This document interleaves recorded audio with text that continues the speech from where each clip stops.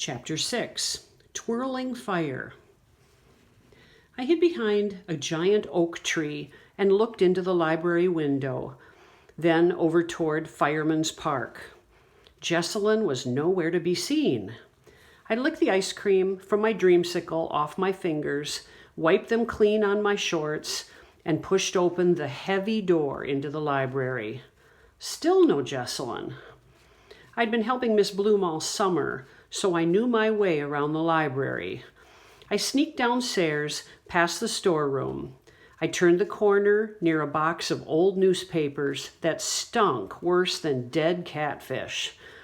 Just as I was about to give up ever finding my sister, I caught a whiff of Evening in Paris. A rumbling floor fan made it hard for me to hear, but that was definitely Jessalyn's voice coming from inside a room down the hall. That was Jessalyn's perfume, too. Another voice chimed in that didn't sound one bit like Mary Louise Williams, planning a birthday party. I pressed up against a wall, holding my breath. I love Elvis Presley. I have every one of his records, Jessalyn was saying. Me too. But I had to leave them back in North Carolina when I left so fast, I heard a voice say. Elvis and me, we even have the same middle name, Aaron. Did you know that Aaron is Elvis's middle name? As if Jessalyn didn't own a scrapbook full of Elvis stuff and even a plaster of Paris Elvis statue. She was liable to stand up and start singing Love Me Tender right then. I held my breath and I leaned around the door for a look. There was a boy with long sideburns, sitting real close and talking to Jessalyn. I ducked back before they caught me. You look a little bit like Elvis, Jessalyn was saying. I almost gagged. Maybe we can drive up to Memphis to see Elvis's fancy house, the voice with the sideburns said. Or maybe Tupelo, where Elvis was born. You reckon your daddy'd mind? Now, as sure as I know my own middle name, our daughter, Brother Joe Hempel, would no sooner let his daughter drive out of town with a strange boy with the same middle name as Elvis than he'd let her fly to the moon. My daddy won't mind one bit, my sister said. Lordy, Jessalyn was in trouble for sure. I hurried out of the library, back down the street, and sat down at the kitchen table to drink a glass of cold milk.